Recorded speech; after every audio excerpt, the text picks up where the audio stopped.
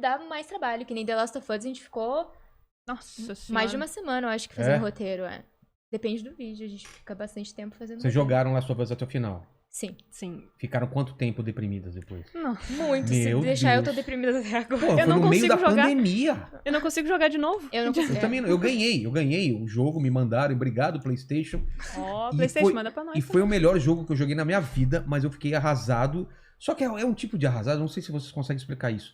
Você se sente mal, você sente coisas intensas e você se sente bem por ter passado aquilo. Parece que você dedicou, não lembro, eu acho que foi uma semana que eu joguei, um pouco mais assim. Você fala, cara, fica marcado isso na sua vida como um momento bom. Apesar de você ter sofrido, ficado alegre, triste e tal, eu não sei se é uma coisa meio da gente de ser meio, como chama isso, de você ir atrás de coisas que te fazem mal e mesmo assim gostar.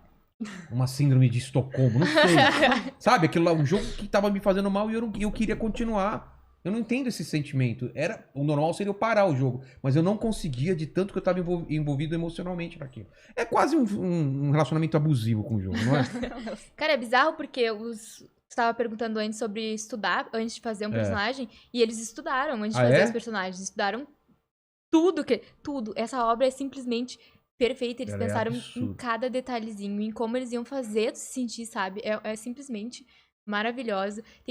No final, antes até a gente tava falando que a gente chega no final, a gente tá cansado junto com a Ellie. Quer que acaba logo. Eu tava, assim, destruída. Que é um jogo de vingança e você começa a perceber no meio que quem você achava que era vilão não é tão vilão assim. E quem era herói, você fala, cara, não é tão assim, né? Preto no branco. Isso são os dois?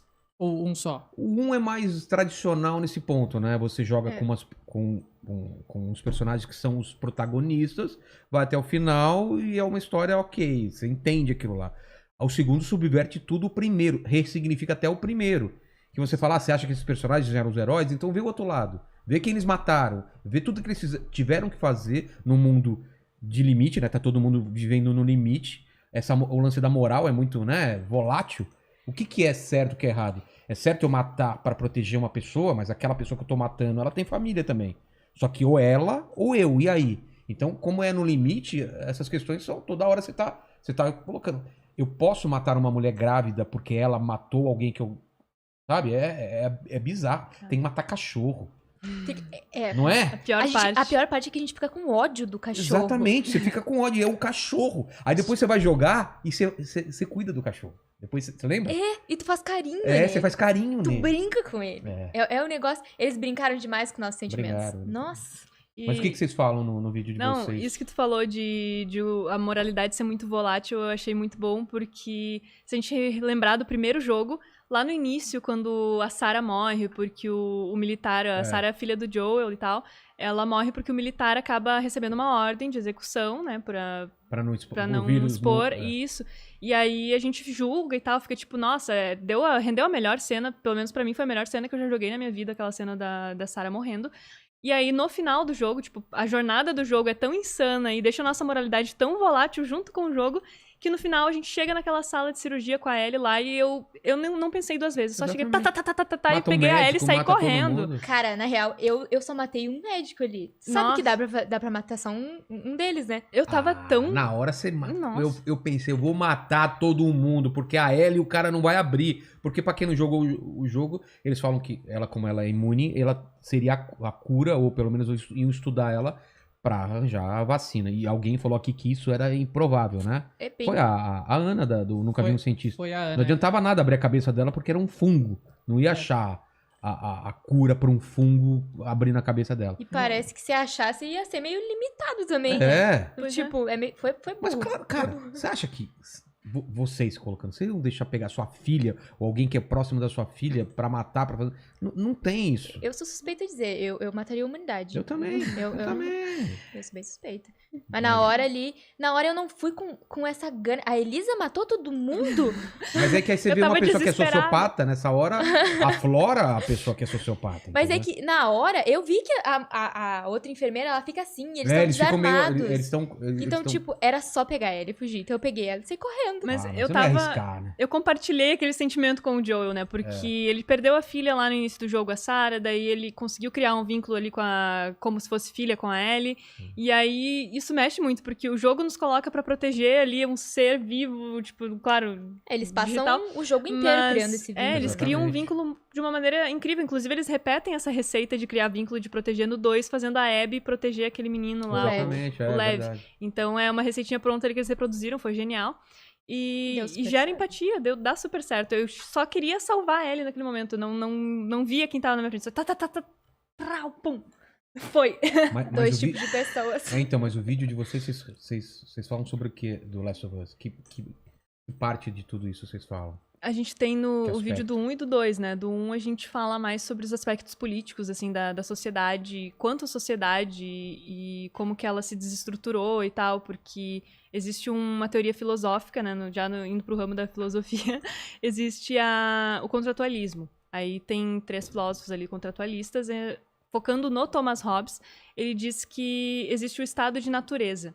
Aí o estado de natureza é aquele estado que a humanidade estava antes das normas, das leis, do estado em geral. Falamos disso hoje com o Pondé, né? Ai, não assisti ainda, mas vou assistir o do Pondé. Tô bem ansiosa. Tem uma história com o Pondé ainda que... É mesmo? A gente fala sobre tábula rasa, sobre se o ser humano é bom e a sociedade corrompe. A gente discutiu isso. Rousseau, exatamente. Massa, mas aí o Thomas Hobbes fala, né, desse estado de natureza, que é como viemos ao mundo, a lei do mais forte prevalece, logo, como, por exemplo, entrei lá pra pegar a Ellie, a lei do mais forte prevaleceu. O Joel tinha uma arma. Eu tenho uma arma, os caras não têm, não. E eu tô em uma posição de poder. Aí, com o contratualismo, né, a gente já tem aquelas convenções, as convenções sociais, por exemplo, não só judiciais, quanto tipo, não vou matar alguém porque existe uma lei que me proíbe disso.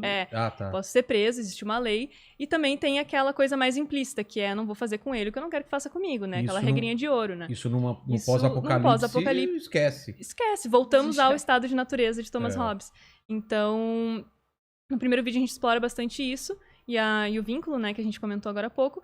Já no segundo a gente fala da Ellie, dá um foco total na Ellie e tipo, o primeiro jogo, a missão do jogo era uma coisa meio de estabelecer vínculos e uma coisa meio de esperança, porque tu tava ali com a cura, possível cura da humanidade. E de amor, né? Uma relação amorosa. Aí veio o segundo jogo e só...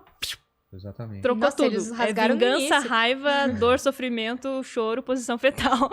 Basicamente até onde você vai pra conseguir sua vingança. E se isso não vai destruir você, vai destruir a sua essência, né? Que é o que acontece. Chega num ponto que a essência da Ellie é destruída. E da Abby também, assim, é muito louco isso, cara, né? E a coisa mais admirável no jogo é que eles tiveram o cuidado minucioso de espalhar ao longo do jogo. Isso é o que a escritora falou no nosso vídeo, a gente bota o trecho dela explicando. Que eles botaram, assim, minuciosamente espalhados sintomas do transtorno de estresse pós-traumático da Ellie pra deixar aquilo mais realista. Então, isso é muito foda. Fica super claro quando... Fica super claro ali, quando ela já tá lá naquela meio que fazenda, morando com a... Sim, com a Dina e com o JJ, e ela vai buscar... Eu nem lembro o que Acho que ela vai botar os terneiros lá pra dentro. Isso, e daí ela começa a ter um monte de flashback, sabe?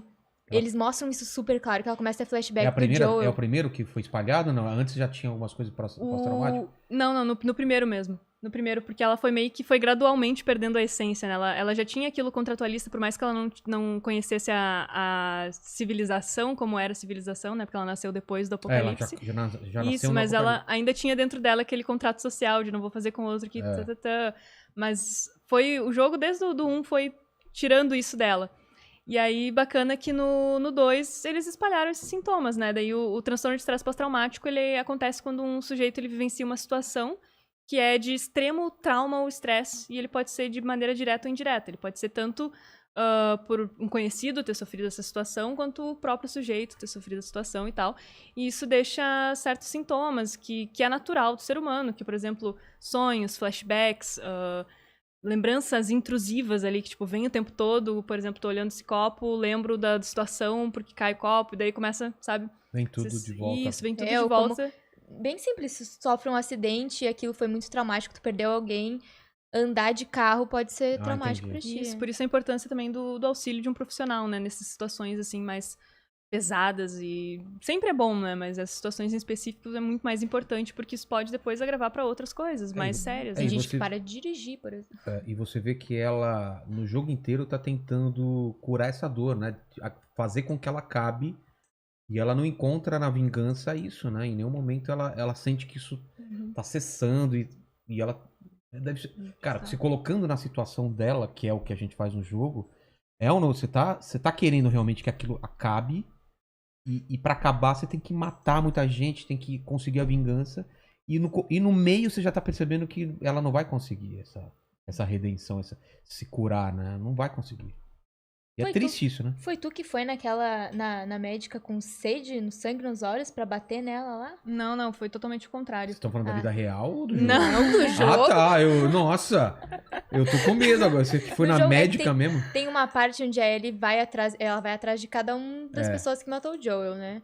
Ah, dei um spoiler. Não, pô. Não, Pô, mandíbula. Não, pô, foi mal. Passou muito tempo já. Já, se você tá aqui até agora, você já sabe da parada. Aí ela vai atrás de cada um deles e ela vai atrás de uma que é médica em específico.